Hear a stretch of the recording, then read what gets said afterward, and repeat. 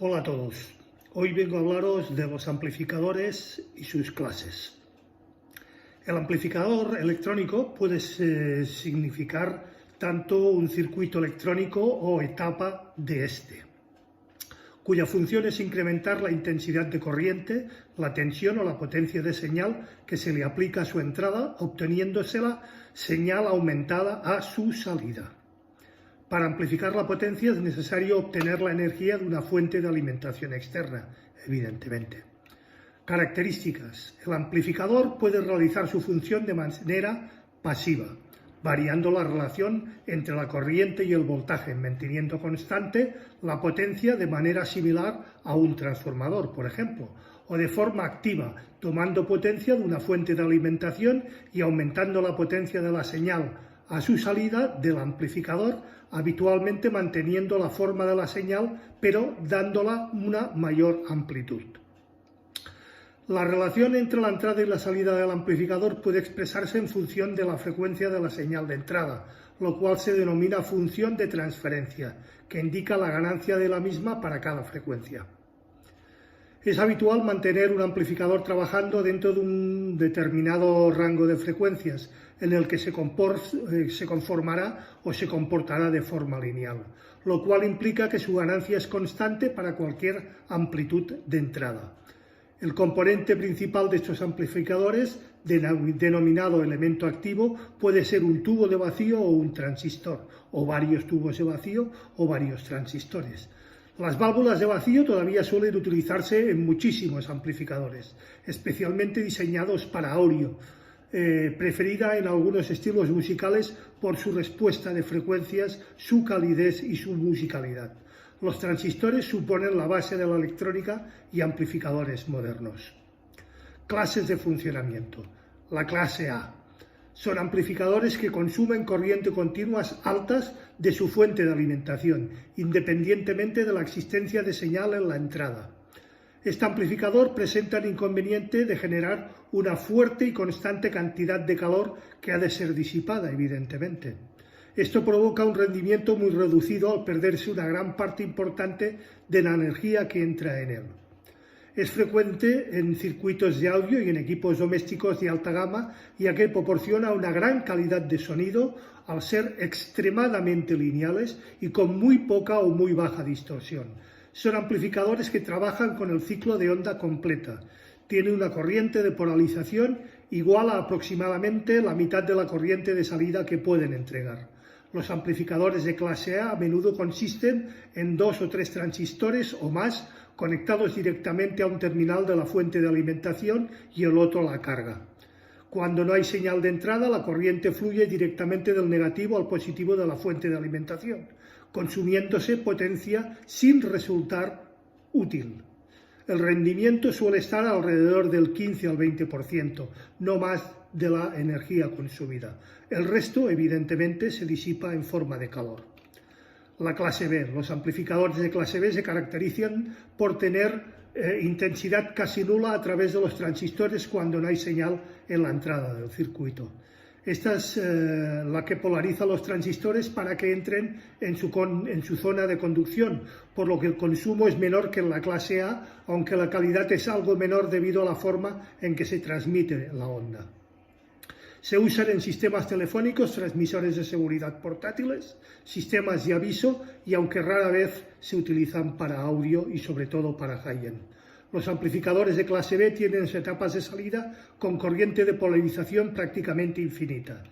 Tienen una distorsión notable con señales pequeñas, denominadas distorsión de cruce por cero, porque sucede que el punto de la señal de salida cruza por su nivel de 0 voltios en corriente alterna y se debe justamente a la falta de polarización, ya que en ausencia de esta, mientras la señal no supere el nivel de umbral de conducción, los transistores no conducen.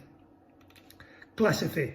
Los amplificadores de clase C son conceptualmente similares a los de la clase B en cuanto a sus etapas de salida única de punto de trabajo en un extremo con su recta de carga de corriente de polarización a cero. Sin embargo, su estado de reposo, sin señal, se sitúa en la zona de saturación de alta corriente, o sea, al otro extremo de la recta de carga.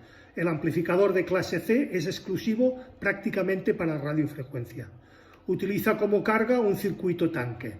La característica principal de este amplificador es que es un elemento activo y conduce menos de 180 grados de una señal sinusoidal aplicada a su entrada, es decir, amplifica solo la porción de la señal.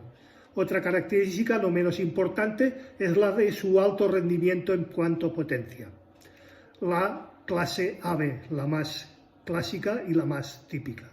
Los amplificadores de clase AB reciben una pequeña polarización constante en su entrada, independiente de la existencia de señal. Es la clase más común en audio y sobre todo en alta fidelidad, al tener un alto rendimiento y calidad. Con señales grandes se comportan como una clase B, pero en señales pequeñas no presentan la distorsión de cruce por cero de la clase B. Tienen dos transistores o más de salida, como los de clase B, pero a diferencia de estos tiene una gran corriente de polarización fluyendo entre los terminales de base y la fuente de alimentación, que sin embargo no es tan elevada como en la clase A.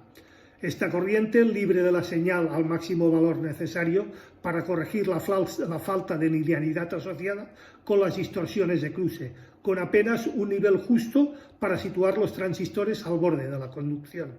Este recurso obliga a ubicar el punto Q en el límite de la zona de corte y de conducción.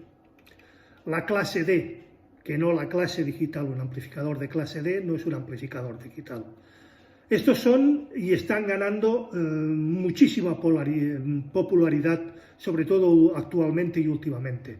Los amplificadores de tipo D tienen un elevado rendimiento energético, superior en algunos casos al 95%.